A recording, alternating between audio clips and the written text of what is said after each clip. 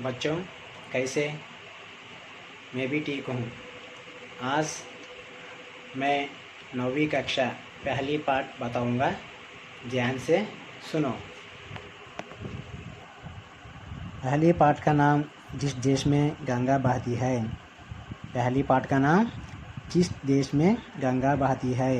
ఈ దేశంలో ప్రవహిస్తున్న గంగా నది। ఈ దేశంలో ప్రవహిస్తున్న गंगा नदी।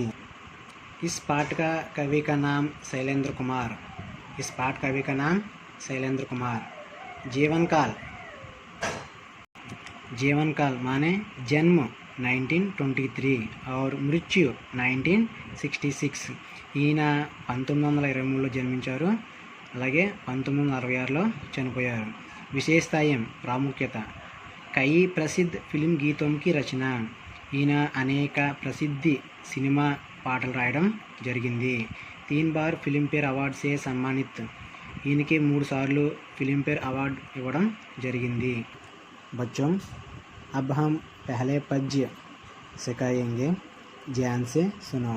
పిల్లలు ఇప్పుడు మనం మొదటి పద్యం గురించి తెలుసుకుందాం, జాగ్రత్తగా వినండి।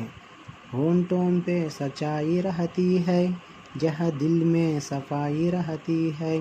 हम उस देश के वासी हैं, जिस देश में गंगा बहती है। होंठों पे सच्चाई रहती है, जहाँ दिल में सफाई रहती है।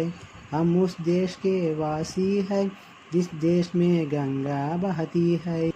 बच्चों ఇప్పుడు ఈ పద్యానికి మనం భావం చూద్దాం। భారత్ ఏక్ పవిత్ర और महान देश है। భారతదేశము పవిత్రమైన మరియు గొప్పదైన దేశం। भारतवासी पवित्र गंगा नदी के बहने वाले देश में रहने वाले हैं। మన భారతీయులందరూ కూడా పవిత్రమైన గంగా నది ప్రవహిస్తున్న దేశంలో నివసిస్తున్నారు। భారతవాసి होंठों से सदा सच ही बोलना है। భారతీయులు ఎప్పుడూ కూడా వారి యొక్క పెదవుల నుండి మంచి మాటలే మాట్లాడతారు, అంటే వారు మాట్లాడే ప్రతి మాట కూడా నిజాయితీగా ఉంటుంది। ఉన్కే హృదయ మే నిర్మల్ ఔర్ విశాల్ హై। వాళ్ళ యొక్క మనసు ఎప్పుడూ కూడా స్వచ్ఛంగా ఉంటుంది, అంటే ఎదుటివారికి హాని చేయాలనే ఉద్దేశంతో వాళ్ళు ఉండరు। భారతవాసి దూసరోంకి భलाई ही चाहते हैं। భారతీయులందరూ కూడా ఎదుటివారికి సహాయం చేయాలనే ఉద్దేశంతోనే ఉంటారు। పిల్లలు అర్థమైంది కదా, మన భారతదేశం గురించి చెప్తున్నాడు। మన భారతదేశంలో నివసించే భారతీయుల గురించి ఈ పద్యంలో చెప్పడం జరిగింది। होंठों पे सच्चाई रहती है।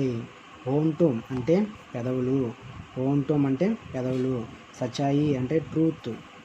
మన భారతదేశంలో నివసించే భారతీయులందరూ కూడా సచ్చాయి నిజాయితీగా ఉంటారు।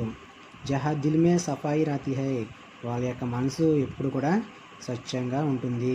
హమ్ ఉస్ దేశ్ కే వాసి హై।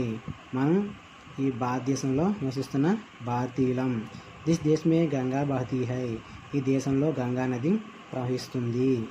ఇప్పుడు మనం ఫస్ట్ పోయంలో వచ్చిన మీనింగ్స్ని ఒకసారి చూద్దాం। హోంట్ లిప్స్, హోంట్ లిప్స్ పెదవులు। సచాయి ట్రూత్, సచాయి ట్రూత్ నిజం। దిల్ హార్ట్, దిల్ హార్ట్ మనసు।